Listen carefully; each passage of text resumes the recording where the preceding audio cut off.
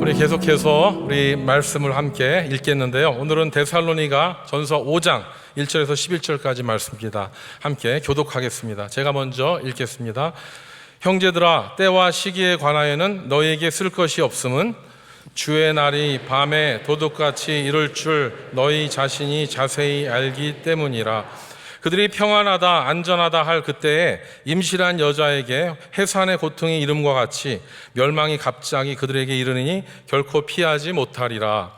형제들아, 너희는 어둠에 있지 아니하매 그날이 도둑같이 너에게 임하지 못하리니 너희는 다 빛의 아들이요 낮의 아들이라. 우리가 밤이나 어둠에 속하지 아니하나니 그러므로 우리는 다른 이들과 같이 자지 말고 오직 깨어 정신을 차릴지라.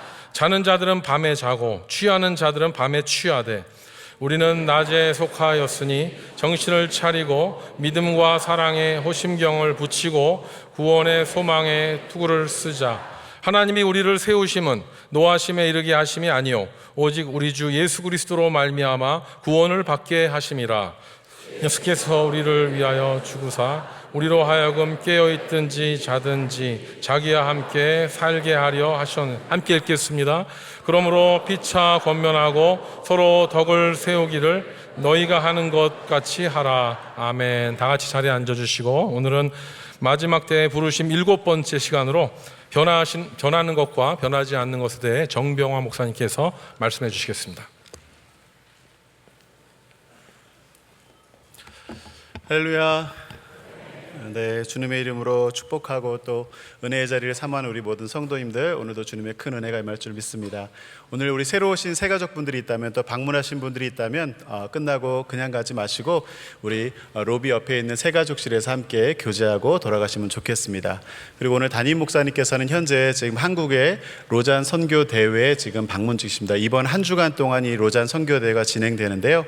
여러분들도 은혜 가운데 우리 교회가 선교하는 교회로서 이 선교의 사명을 다 하고 있는데, 정말 우리가 새로운 선교의 비전을 발견하고 또 우리가 가야 될 건강한 선교의 방향성을 잘 확인할 수 있는 은혜의 시간이 될 수 있도록 기도해 주시기 바랍니다. 혹 담임 목사님께서도 말씀해 주셨는데 로잔 대회가 뭐냐 이제 궁금해하시는 성도님들도 계시고, 또 한간에는 인터넷이나 이제 유튜브 같은 데 보면 이 로잔 대회나 어떤 다른 어떤 교회 기독교의 어떤 그런 모임들에 대해서 이렇게 오해하시는 분들이 많고 또 잘못된 영상들이 많이 있습니다. 그래서 저희들이 참고하시라고 오늘 주보 뒷면에 이 로잔 대회의 정신을 담은 로잔 선언문 제1차 대회 때, 이 로잔 대회 시작될 때의 정신이죠. 이 로잔 대회가 갖고 있는 그 영적인 정체성에 대한 부분을 간략하게 요약해 놨고요. 또 로잔 대회 홈페이지로 들어가시면 이루어지는 모든 것들을 보실 수 있는데, 우리 기본적인 우리 성도님들이 보셔도 충분히 이해할 수 있는 그런 복음적인 세계 선교를 모든 기독교가, 타종교가 아닌 기독교가 힘을 합해서 이 사명을 감당해야 된다라는 어떤 그런 비전을 갖고 모이는 선교대회입니다. 10년에 한 번씩 열리는데 이 선교대회가 이번에도 은혜 가운데 진행될 수 있도록 우리 성도님들 기도해 주시면 좋겠습니다. 그리고 한 가지 더, 좀 전에 영상 광고를 보셨는데요. 저희 ANC 오늘의 교회에서 선교학교를 이제 개강하게 되었습니다. 어떻게 보면은 이 선교적 삶을 살기 원하는 성도인들은 계시지만 어떻게 살아야 될지 막막하고 또 내가 더 구체적으로 어떻게 살아야 될지에 대해서 그 해답을 찾기 원하시는 분들은 오늘 예배 마친 후에 밖에 사인업 테이블이 있습니다. 그래서 어떤 성도님들 누구나 다 이렇게 환영합니다. 그래서 선교학교 문의해 주시고 그 다음에 함께 참여하시면 좋겠습니다. 우리 잠시 기도하고 하나님 말씀 보도록 하겠습니다. 하나님 감사합니다. 오늘도 복된 주일을 우리에게 허락하셔서 주님의 은혜를 사모하여 이 은혜의 보좌 앞에 나오게 하셔서 우리를 아름다운 ANC 온누리 교회가 되게 하셨습니다. 하나님, 이 시간 우리의 마음을 열어 주님의 음성을 듣는 시간이 되게 하여 주시옵시고, 우리의 믿음의 귀를 열어 그 진리의 말씀을 듣게 하시고, 우리의 입술을 열어 우리가 아멘으로 순종하며 우리의 삶의 정체성을 분명히 확인할 수 있는 은혜의 시간, 결단의 시간이 되게 하여 주시옵소서. 모든 것 주님께 맡기옵고 예수님 이름으로 기도했습니다. 아멘. 우리가 9월 한 달 동안은 담임 목사님을 통해서 계속적으로 이 마지막 때의 부르심이라는 주제를 가지고 말씀을 계속 나누고 있습니다. 이 데살로니가 전서의 말씀을 가지고 우리가 말씀을 나누고 있는데요. 여러분들 기억나시는지 모르겠어요. 첫째 주에는 우리를 향한 하나님의 뜻에 대해서 이야기를 나누었습니다. 그리고 주님 부르시는 날까지 우리가 감당해야 될 사명, 소명이 있음을, 그래서 우리가 해야 될 일이 있음을 우리가 나누었습니다. 그리고 둘째 주에는 이 마지막 때에 일어나는 여러 징조들에 대해서 얘기를 나누면서 이 마지막 때에 이 죽음이라는 것에 대해서 하나님께서 부르셨는데 이 죽음에 대해서 믿음의 사람들은 어떻게 생각하고 어떤 자세로 그 죽음에 임해야 될지에 대해서 이야기를 나누었습니다. 그리고 오늘은 세 번째 시간인데요. 이 마지막 때의 부르심 중에 오늘 이 마지막 때를 살아가는 성도들이 잊지 말아야 될 중요한 사실 한 가지, 변하는 것이 무엇이고 변하지 않는 것이 무엇인지에 대한 분별력을 위해서 오늘 말씀을 함께 나누어 보고자 합니다. 먼저 변하는 것들에 대한 얘기를 해보려고 하는데요. 여러분, 얼리 어답터라는 말 들어보셨나요? 너무들 많이 쓰시는 말이죠, 사실은.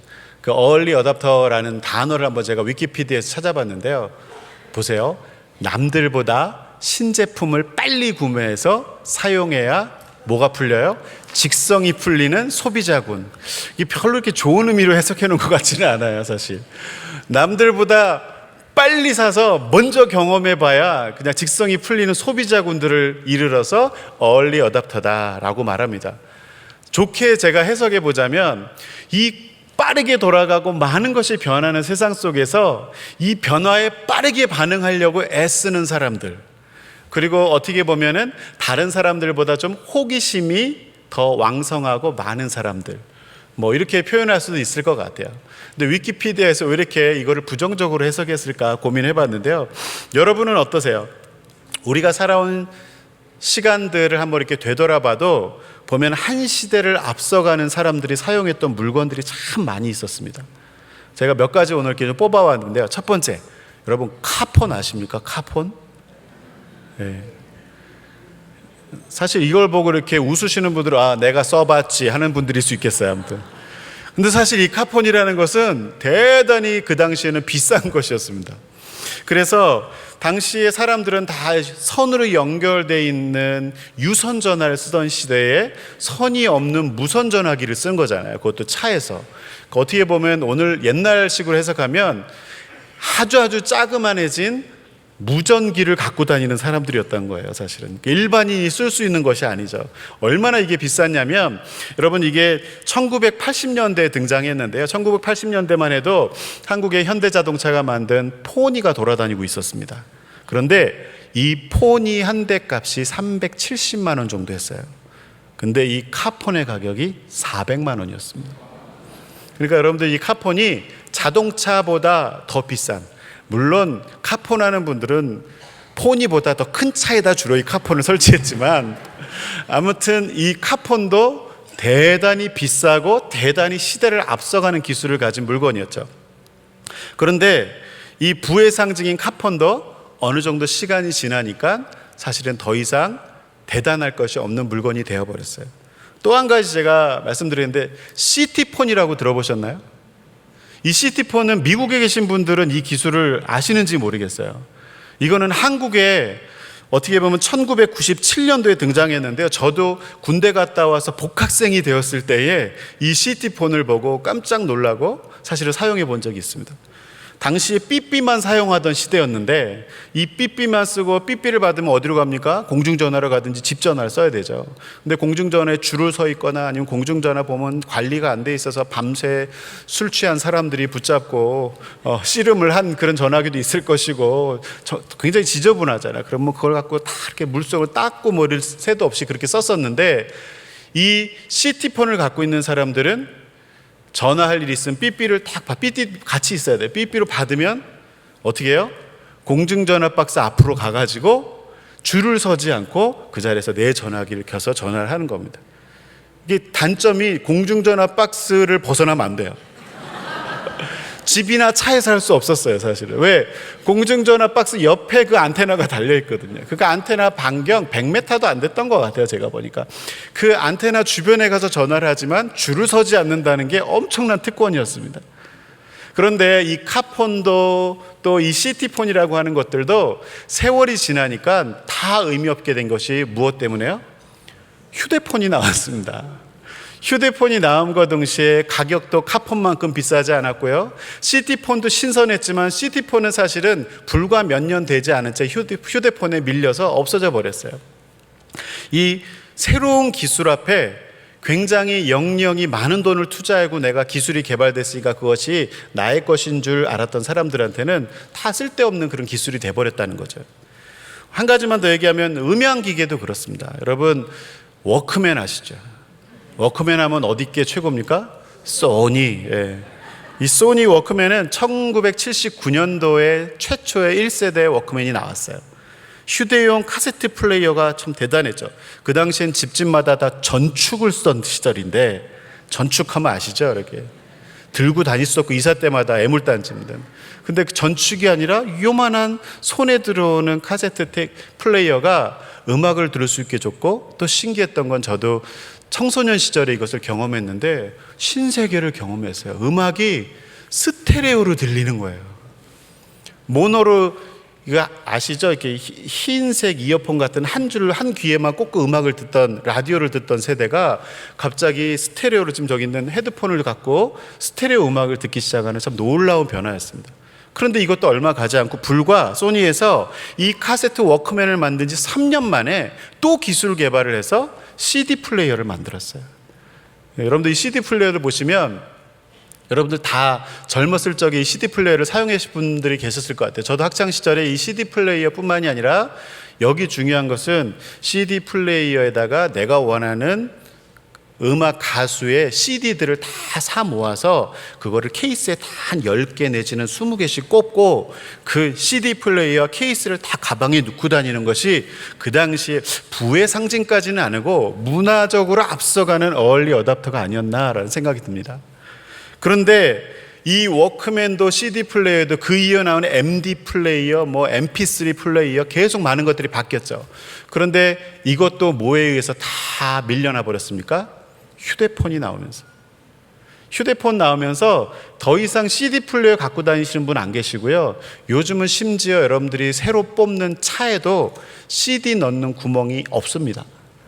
예전에는 카세트 넣는 카세트 플레이어가 있었는데 세대가 바뀌니까 이제 CD 플레이어를 장착했고, 내 차에는 CD가 5개가 들어가면서 CD 체인저가 있다고 막 좋아하던 시절이 있었는데 이제는 5개가 아니라 1개도 늘 구멍이 없습니다. CD 플레이어가 있는 차는 구식이다, 오래된 차다, 이렇게 볼 수 있겠어요. 사실은 이 휴대폰만 얘기한 것이 아니고 제가 드리는 말씀은 우리가 살고 있는 세상이 너무나도 빠른 속도로 변하고 있다는 것입니다.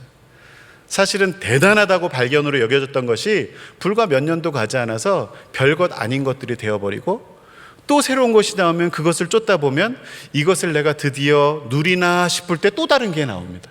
그러니까 사람을 정말 허탈하게 만들어버리는 이 세상의 빠른 변화 속에서 우리가 정말 어떻게 적응해야 될지 참 쉽지 않은 고민이라는 것입니다.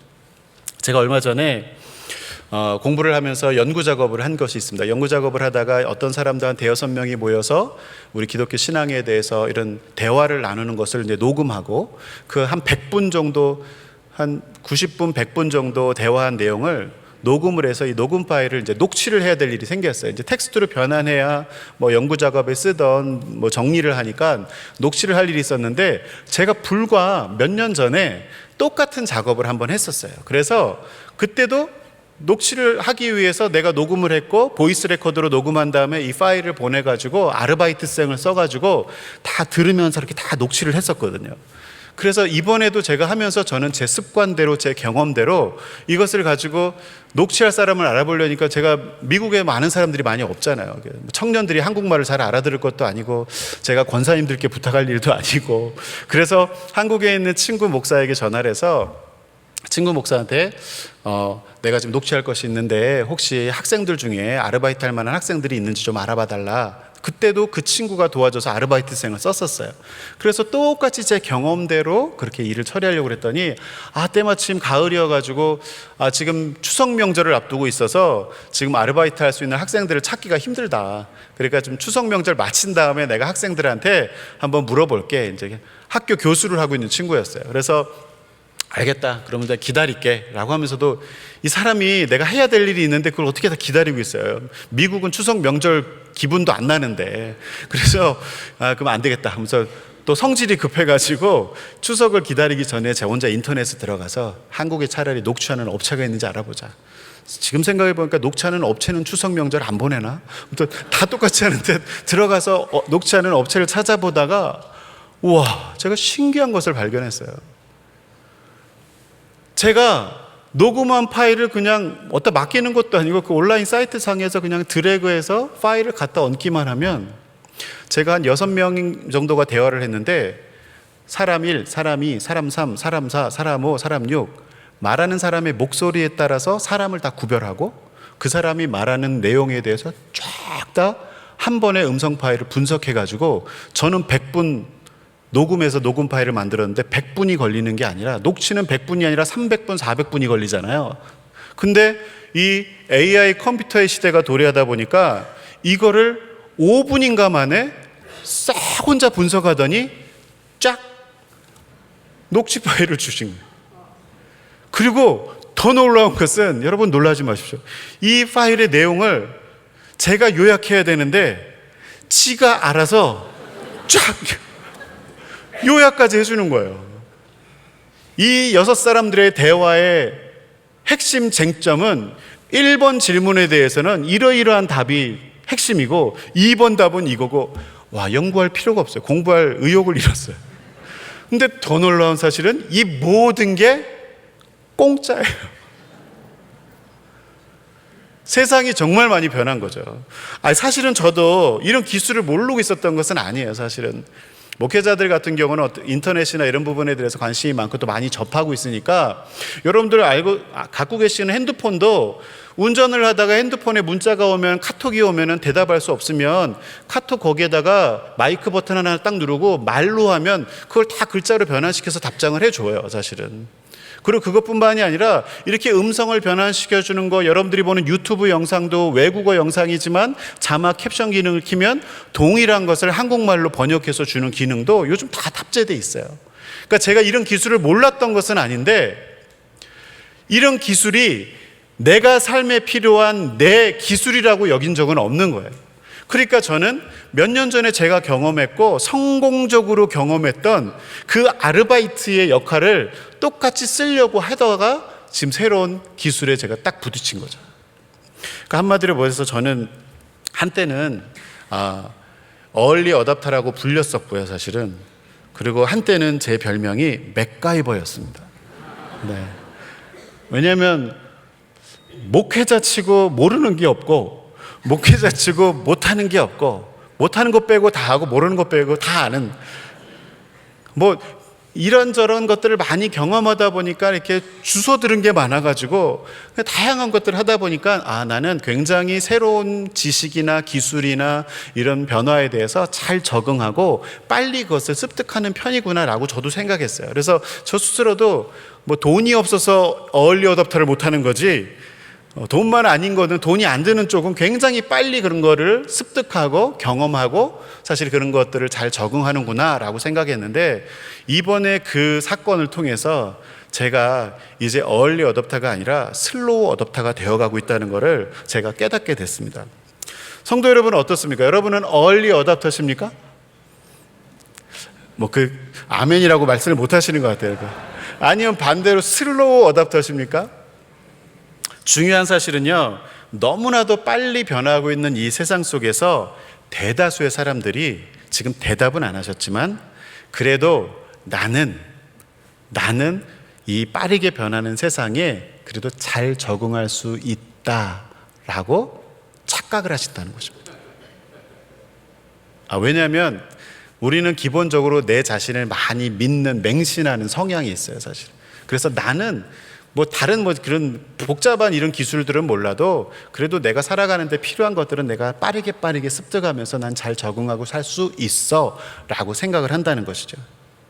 그런데 더 중요한 사실이 있는데 뭐냐면, 믿음의 사람으로 이 사명을 감당하면서 이 세상에 살아가려면 사실 이 세상을 따라가야죠. 그리고 이 세상에 잘 적응해야죠. 보냄받은 곳에서 고립되고 도태되면 우리가 하나님의 사명을 어떻게 감당하며 살겠습니까?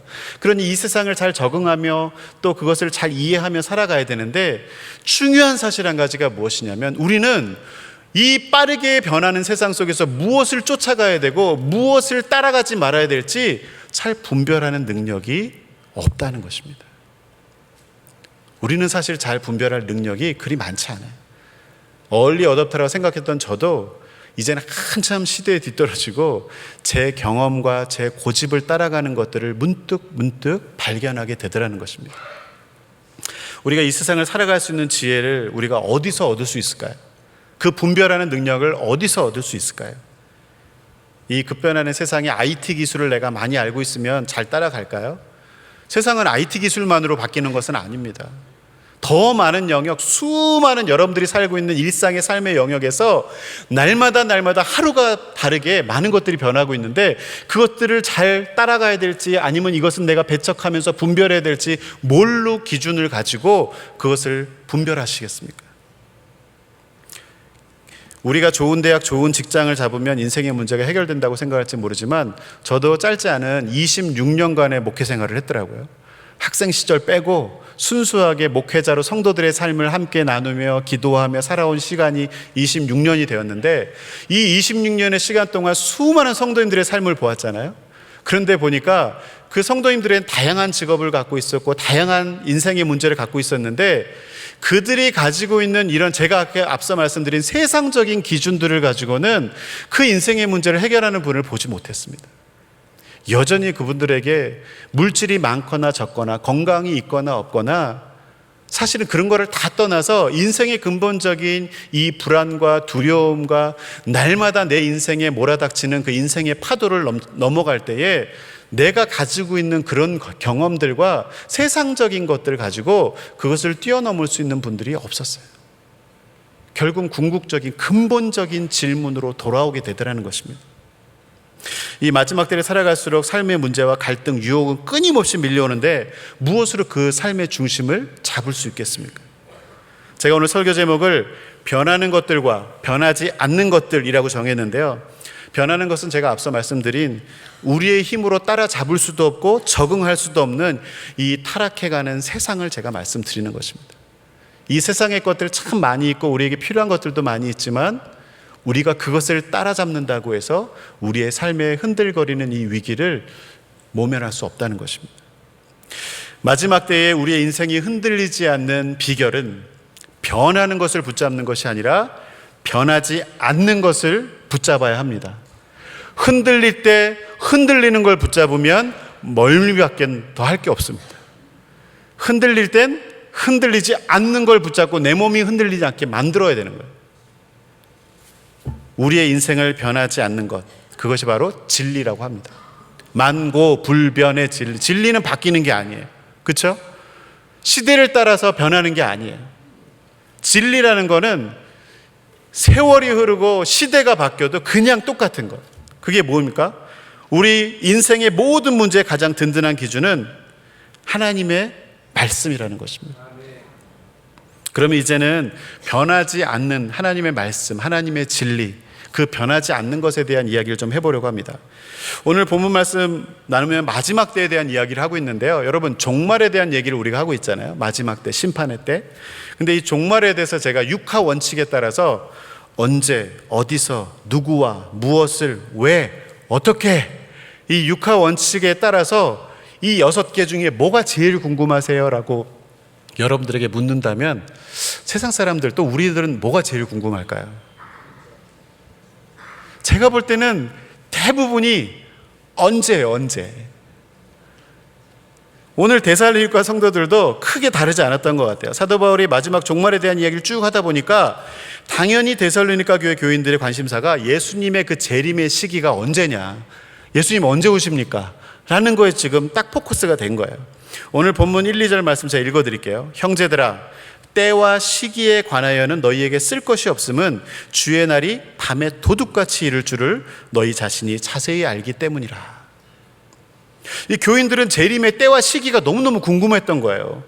그도 그럴 것이, 여러분, 손님이 집에 방문한다 그러면 손님이 언제 오는지를 알아야 청소하고 음식도 장만하고 장도 보고, 그리고 보여줄 것과 보여주지 말아야 될 것들을 다 이렇게 준비하지 않습니까? 사실은 중요한 것은 남편들이 퇴근한다고 해도 1시간만 늦게 와도 이 찌개를 더 데필 거냐 말 거냐 뭐 그거 가지고 막 그 신경전을 하는 건데, 손님이 언제 올지 며칠 날 올지도 얘기하지 않고 곧 갖게 하면 준비를 할 수 있어요? 할 수 없죠. 그러니까 제가 말하는 것은 데살로니가 교인들이 이 때와 시기에 대해서 궁금한 거는 잘못된 게 아니고 너무 상식적인 거고 너무 이해가 되는 행동이에요. 사실은 상식이라고 그래요. 상식. 세상의 상식이에요. 손님을 맞으려면, 또 예수님을 온다고 하시니까 예수님의 재림을 맞이하려면 언제 오시는지 알아야 우리도 좀 더 착하게 살고, 그리고 우리 지은 죄, 아직 끊지 못하고 있는 그런 부정적이고 어두운 습관들, 그 예수님이 올 때를 대비하면서 빨리 끊어야 될 거 아니에요, 사실은. 그런데 정말 답답하게 그게 언제인지를 말을 안 해준다는 거죠.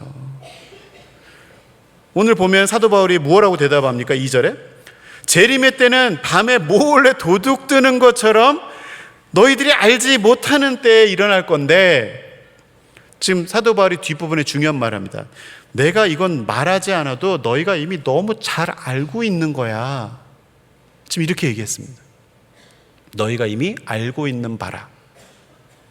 그러니까 지금 무슨 말이냐면, 사도 바울이 그 이전에도 그렇고 많은 신약 성경에 사도들을 통해서 예수님이 오시는 때는 아무도 알지 못한다, 도적같이 임할 테니까 뭐라고 그랬어요? 깨어 있어라, 준비해라. 다 그렇게 계속 얘기했잖아요. 근데 그런 진리의 말씀을 선포했는데도 불구하고 진리의 말씀은 안 붙잡고, 그러니까 언제 오냐고, 그러니까 언제 올까, 지금 징조를 보니까 지금일까? 아니면 내년쯤일까? 아직은 아닐까? 계속 그 때에 집착한다는 것입니다. 진리를 선포했어도 진리는 붙잡기 싫고, 내 상식, 손님이 오면 언제 올지를 알아야 준비를 하지 라고 하는 그 언제 계속 그 상식을 붙잡고 살다가 나중에 심판의 날을 도둑처럼 오게 돼서 임하는 것을 경험하게 된다는 것입니다. 여러분, 그 때를 알 수 없다고 말해준 성경의 진리를 외면하면 결과는 뭐냐면 이단이 나오는 거예요.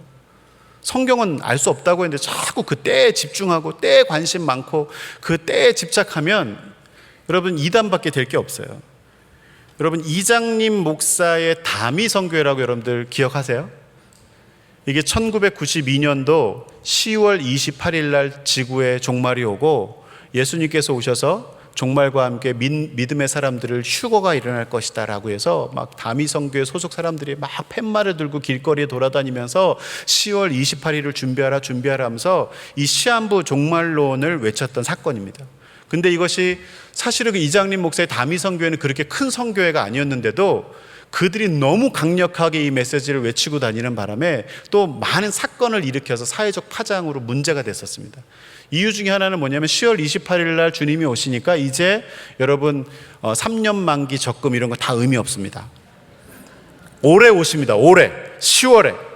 그래서 사람들이 1992년도가 되니까, 저는 그때 대학생이었는데 그때 여기저기서 다 적금을 깨고 모든 집도 팔고 다 전세로 월세로 돌려 앉으면서 자기 재산을 다 교회에다 갖다 바치기 시작했어요. 이 선교회에 속한 빠져버린 사람들이 자기 재산을 다, 전 재산을 교회에 헌납하는 일이 생겼고요. 또 하나, 이것이 누가 주장했는지 모르지만 사회적 문제가 컸던 건 자기 재산 자기가 마음대로 하는 게 뭔 문제가 되겠어요. 근데 그 당시에 10월 28일 날 주님이 오시니까 10월 28일 이후에 일어나는 것들은 아무 의미가 없다 해서 임산부들이 출산일이 임박했음에도 불구하고 10월 28일 전에 출산할 일이 없으면 어떻게 해요? 다 낙태를 하기 시작했어요. 당시 뉴스에 사회에 문제가 됐던 것이 바로 여기에 있습니다. 종교를 가진 사람들이 갑자기 다 때를 지어서 낙태를 하고, 이 10월 28일을 맞이할 준비를 한다고 재산도 다 팔고 내 생명 태중에 있는 태아도 다 포기하고 이 마지막 주님 오실 때에 내가 잘 준비되어 있었다는 잘못된 그런 생각을 갖고 있었죠. 이 사건이 어떻게 끝났냐면 이장림 목사가 그 당시에 그렇게 전 재산을 다 교회에 헌납하라고 그래서 수많은 신도들의 재산, 그 당시 92년도 가치로 34억 4천만 원이라고 되는 어마무시한 돈을 교회 통장으로 다 헌납했고, 그 다음에 어떤 일이 생겼냐면 그 통장에 들어온 돈을 자기 개인 계좌로 싹 옮겼습니다. 그래서 어떻게 돼요? 세무당국에 의해 적발이 됐어요.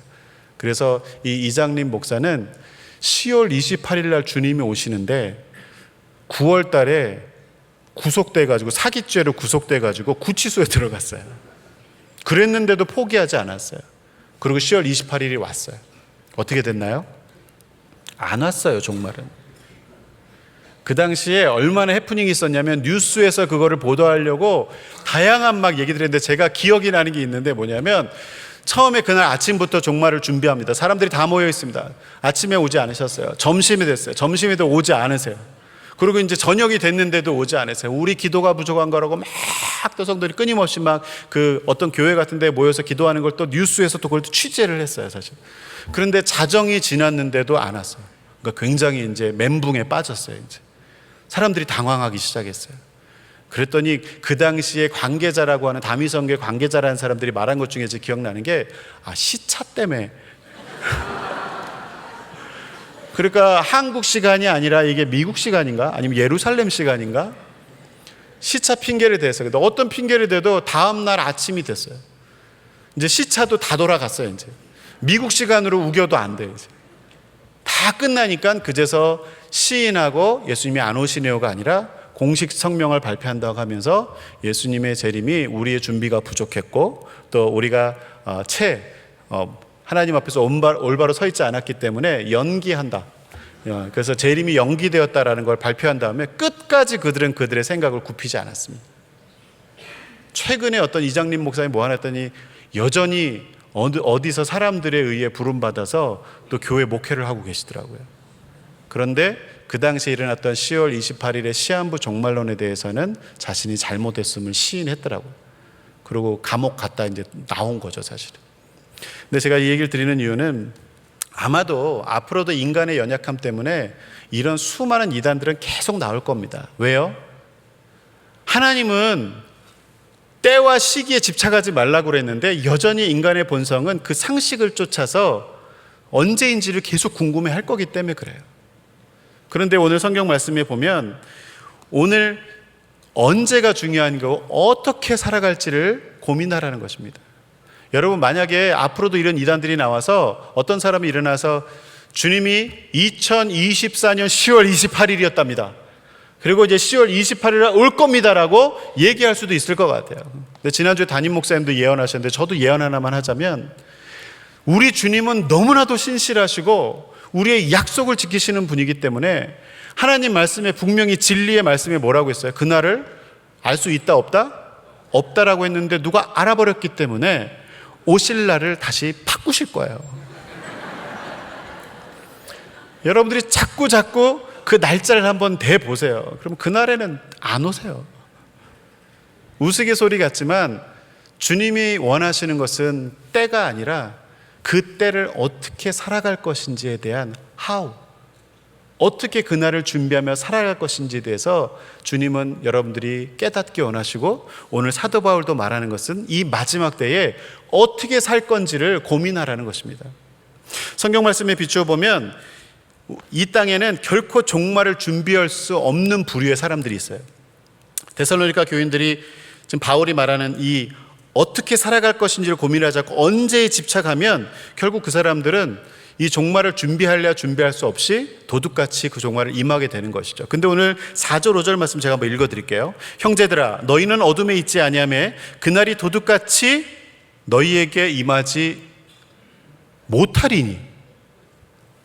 자, 지금 못하리니라고 그랬어요. 그 다음에 5절 한번 읽을게요. 너희는 다 빛의 아들이요 낮의 아들이라 우리가 밤이나 어둠에 속하지 아니하나니.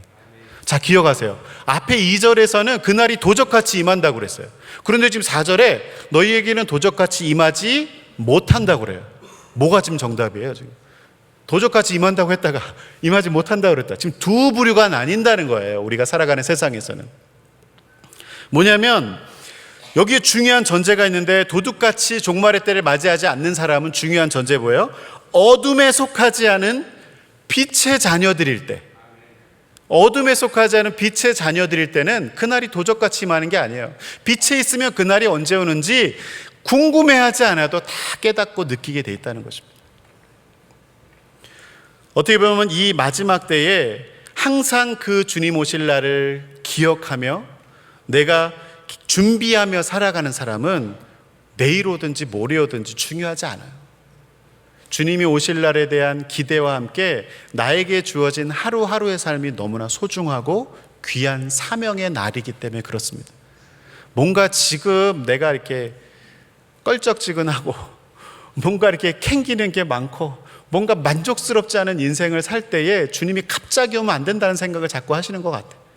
그런데 그렇지 않다는, 어둠에 있으면 숨길 게 많아지는 거예요. 그리고 내가 뭐가 묻었는지도 모르는 거예요. 근데 빛의 자녀들이 되면 분별할 수 있다는 것이죠.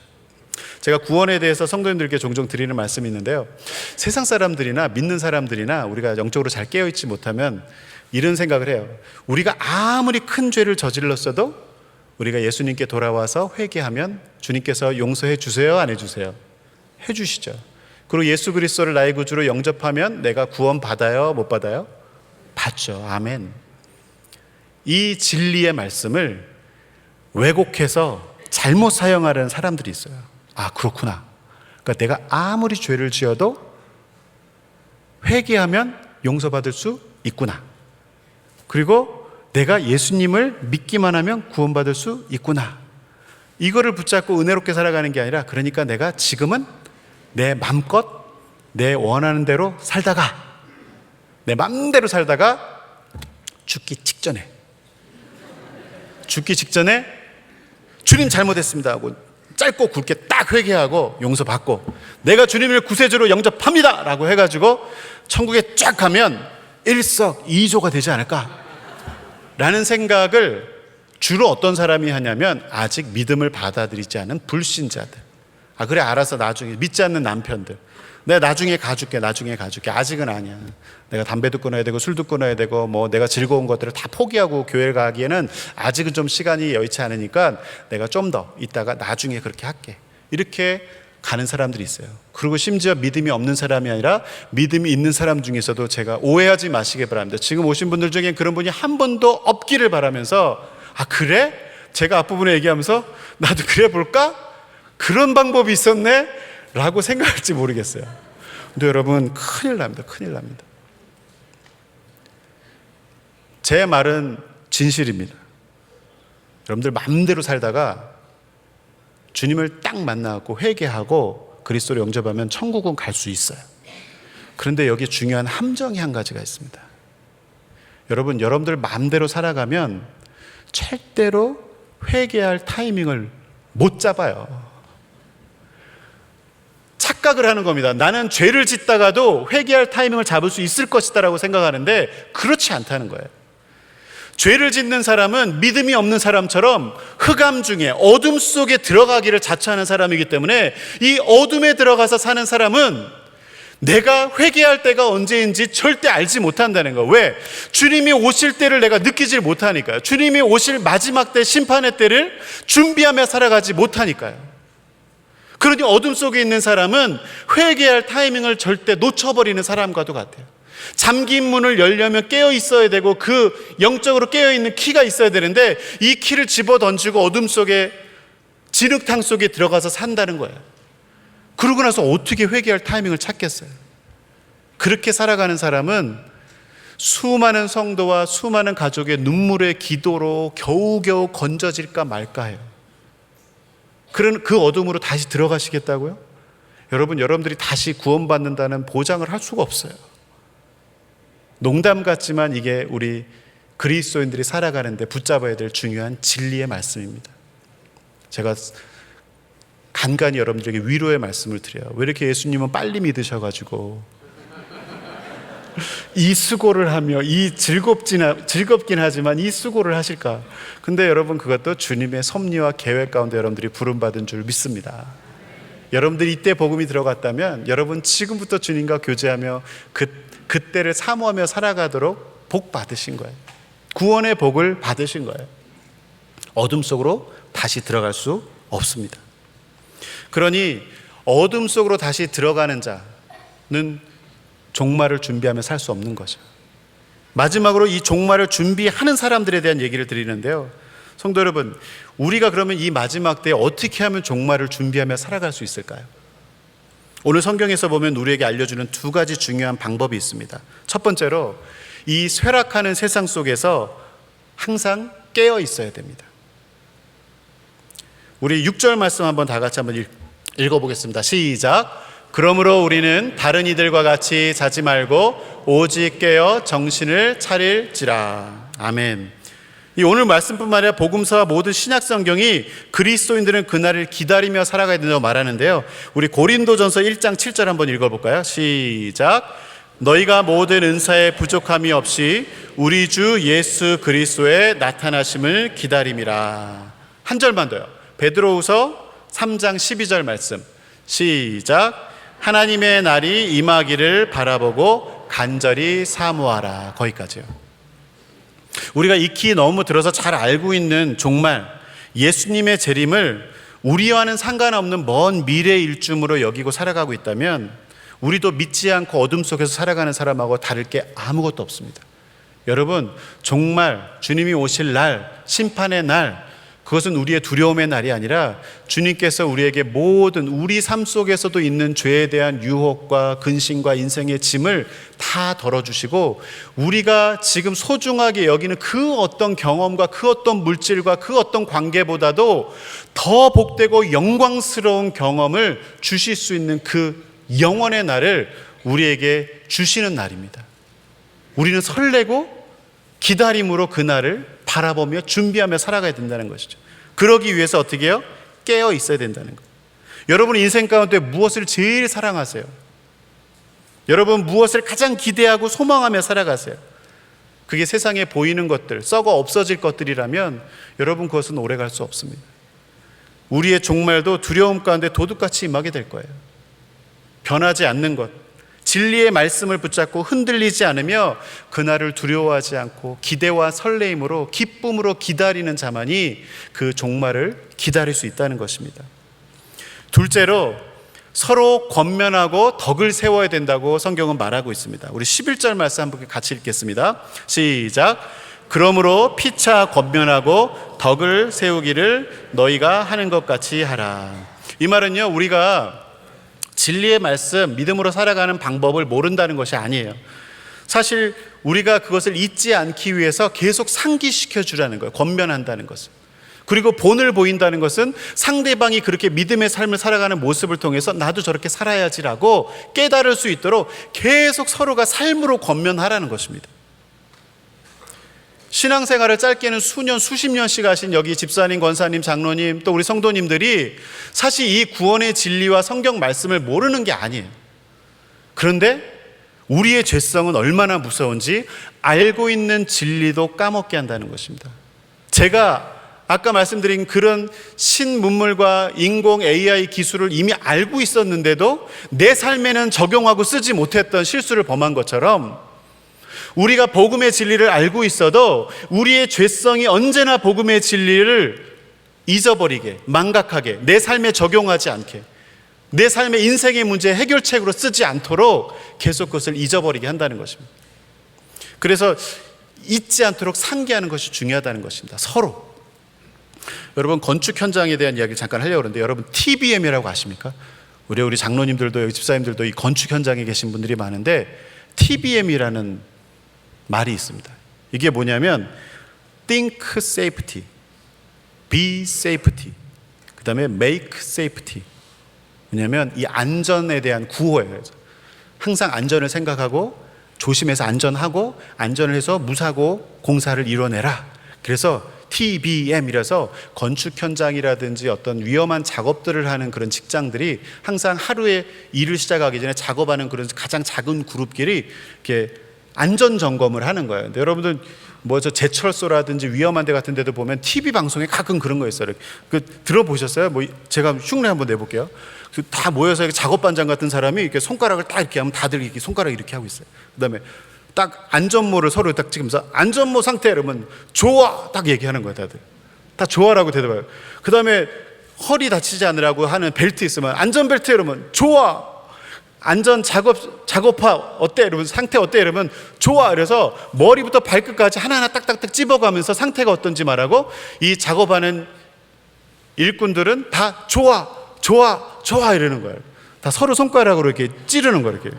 근데 이게 뭐예요? 서로 권면하며, 그리고 내가 그것을 하면 본을 보이며. 그러니까 딱 지금 오늘 이 말씀 묵상하다가 그 TV에서 봤던 영상이 딱 떠오르는 거예요. 건축 현장에서 짧게는 몇 년, 그 다음에 수십 년 동안 작업을 하고 한 일을 해온 그 전문가 중에 전문가들도 매일매일 작업할 때 이 안전점검을 한다는 거예요. 이거는 그냥 알고 있어서 될 일이 아니고 나를 지키기 위해서는 항상 상기시켜야 된다는 것이죠. 우리가 믿음 생활할 때 공동체를 강조하는 이유가 여기 있습니다. 여러분들이 신앙생활 오래하고 모태신앙이고 또 직분자이고 많은 훈련을 받아서 여러분들이 믿음 안에서 이 마지막 때를 잘 준비하며 살 수 있을 것 같지만, 목회자인 저도 그렇고 어느 누구도 이 우리의 죄성으로부터 자유로울 수 있는 사람이 없다는 것입니다. 그래서 우리는 믿음을 갖고 살아가는 것 같지만 때때로는 어둠에 슬쩍슬쩍 들어간다는 거예요. 영적 분별력이 눈 감아지고 믿음의 눈을 뜨지 않고 눈을 질끈 감고 자꾸 어둠 속으로 들어가려는 죄성이 우리 안에 있다는 것입니다. 지식으로는 하나님의 진리의 말씀을 다 아는데 이게 내 삶을 주장하지 않는 경우가 살짝 나온다는 것입니다. 그래서 여러분들 예배만 주일날 딱 드리고 교회가 다락방 하세요라고 이렇게 계속 말하는 이유는 여러분을 귀찮게 하려는 게 아니에요. 공동체 안에서 이런 권면이 없으면 점점 여러분들은 예배만으로는 스스로 영적 분별에서 깨어있기가 너무너무 힘들다는 거예요. 그래서 다락방장 통해서 다락방 식구들, 집사님 요즘 왜 그래? 기도 좀 해. 같이 기도해. 그러면 안 돼. 이 한마씩 찔러주는 말이 우리를 깨어있게 한다는 것입니다. 우리가 예레미야서 큐티 말씀을 지금 묵상하고 있는데요. 예레미야서 8장 10절에서 11절을 보면 제가 한 구절 읽어드릴게요. 잘 들어보세요. 선지자로부터 제사장까지 다 거짓을 행함이라. 그들이 내 딸 백성의 상처를 가볍게 엮이면서 말하기를 평강하다 하나 평강이 없도다. 이 말이 뭐예요? 영적 지도자들도 심판의 날이 오는 민족의 말로는 어떤 거냐면, 분명히 잘못하고 있는 게 보이는데 영적으로 깨어있지 않고 건강하지 않고 신앙적으로 제대로 생활을 하고 있지 못한데도 불구하고 평강하다, 괜찮아, 나중에 하면 돼, 괜찮아, 그렇게 천천히 해도 돼. 여러분 언제까지 그렇게 평강하다 할 거예요? 실제는 그 인생이 죽어져 갖고 영혼이 잠들고 있고 어둠 속으로 끌려가고 있는데, 우리가 교회에 나와서 예배드리고 있다는 이유 하나만으로 괜찮아, 그렇게 가면 돼 아니라는 거예요. 공동체는 서로 권면하고 상기시키고 깨어있게 해야 된다는 것입니다. 자, 그래서 공동체가 서로 말씀 안에서 권면하는 것이 중요하니까 오늘 말씀을 마무리하면서 한번 이 건축 현장의 일꾼처럼 우리 영적인 안전 점검을 한번 해보겠습니다. 이렇게 손을 한번 다 이렇게 들어보십시오. 이렇게. 그리고 솔직히 양심에 찔리고 내가 이 대답을 그렇게 할 자격은 없는데 싶은 분들도 우리가 기도를 하고 믿음으로 선포한다 생각하고 좋아라고 대답하는 거야. 나의 예배 생활 좋아. 이렇게 그죠? 믿음이 좋으시네요. 이렇게 얘기해서 좋아라고 말하면서 우리가 서로를 권면하고 우리가 본을 보이는 삶을 살겠다는 결심했으면 좋겠습니다. 한번 해볼까요? 우리의 예배 생활 좋아. 우리의 기도 생활 좋아. 우리의 큐티 생활 좋아. 우리의 영혼전도 좋아. 아멘. 이것이 서로를 권면하는 삶이라는 것입니다. 말씀을 정리하겠습니다. 사랑하는 성도 여러분, 저는 오늘 여러분에게 마지막 때를 살아가면서 우리가 접하게 되는 그 빠르게 변하는 세상에 대해서, 그 변하는 것들과 또 변하지 않는 것에 대해서 말씀드렸습니다.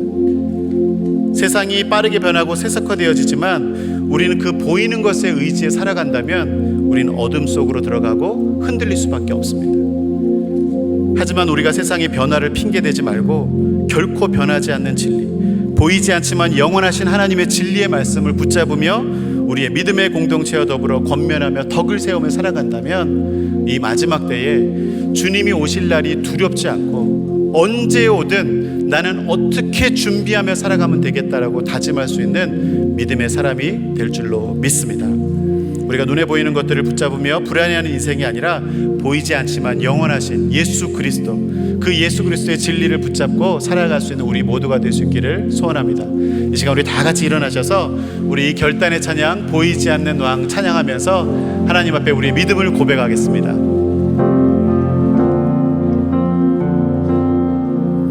보이는 것은 영원하지 않고 보이지 않는 것은 영원함이라.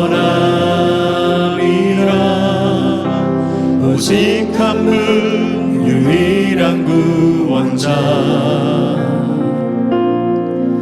보이지 않아도 여기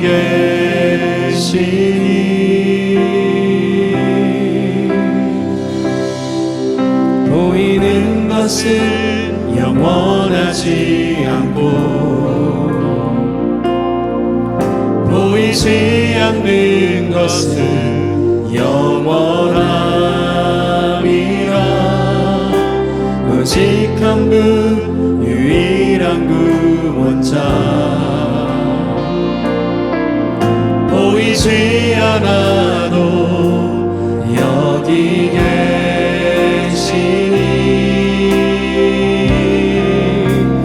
나의 영혼아 너의 눈 들어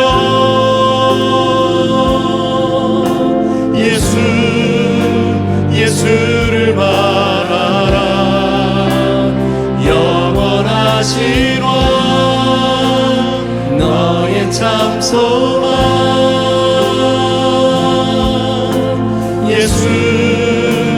예수를 바라라. 나의 영혼아 너의 눈 들어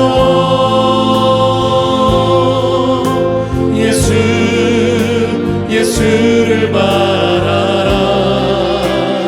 영원하신 왕 너의 참 소망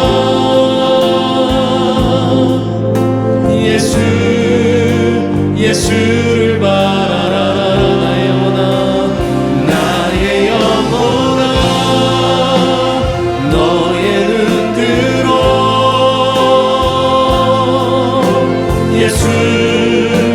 예수를 바라라. 영원하신 왕 너의 참 소망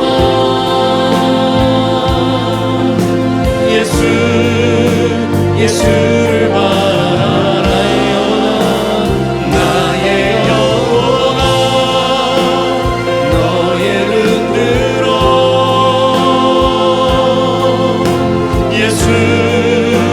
예수를 바라라. 영원하신 왕 너의 참 소망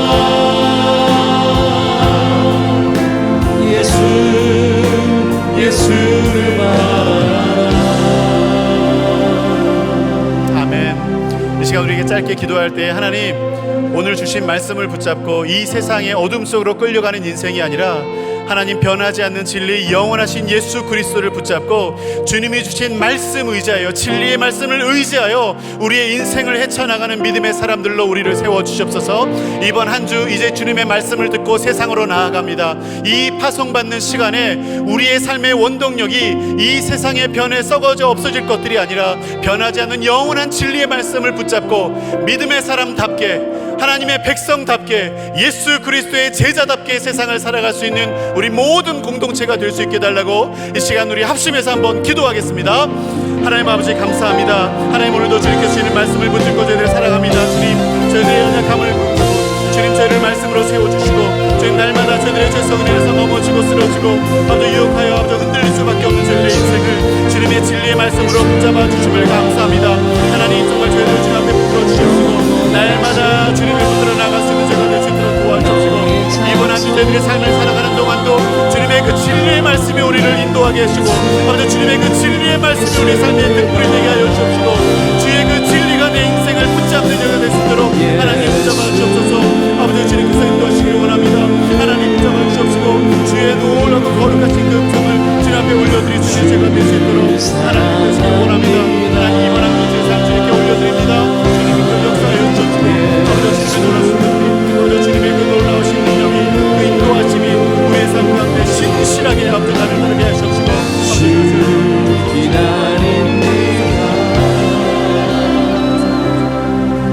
하나님 아버지 감사합니다. 오늘 말씀을 통해서 우리에게 주신 진리의 말씀을 우리가 붙잡지 못하고 또 변하는 세상을 의지하려고만 하는 우리의 어리석음과 연약함을 깨닫게 하시고 또 우리를 되돌이키게 하시니 우리를 불쌍히 여겨 주시옵소서. 우리 모두 믿음의 눈을 뜨게 하시고 보이지 않지만 영원하고 변함없는 주님을 의지하며 이 마지막 때를 준비하며 살아가는 우리 믿음의 성도들이 되게 하여 주시옵소서. 오늘도 주님께 예배드릴 때 우리 삶에 주님께서 허락하신 물질의 일부를 11조로 감사헌금으로 주일헌금으로 여러 모양으로 구별하여 하나님께 올려드립니다. 하나님 이 물질도 이 마지막 때에 하나님의 나라를 준비하고 또 그 나라를 대망하며 또 영혼들을 구원하는 일에 귀하게 사용되게 하여 주시옵소서.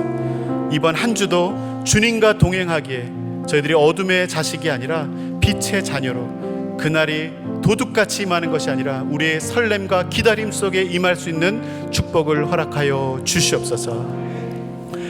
하늘을 우러러 추고나옵기는 보이지 않지만 영원하신 우리 주 예수 그리스도의 은혜와 마지막 때에 우리를 구원하기 위해 독생자를 아낌없이 보내주신 하나님 아버지의 크신 사랑하심과 변하여 없어질 세상 것들이 아니라 변하지 않는 영원한 진리를 붙잡고 살아가도록 도우시는 성령님의 인도하심이 변하지 않는 영원한 진리를 붙잡고 이 마지막 때를 두려움이 아니라 기쁨과 소망 가운데 살아가기로 소원하는 모든 성도들 머리 위에 그들의 가정과 일터 위에 이제로부터 영원토록 함께 있을지어다. 아멘.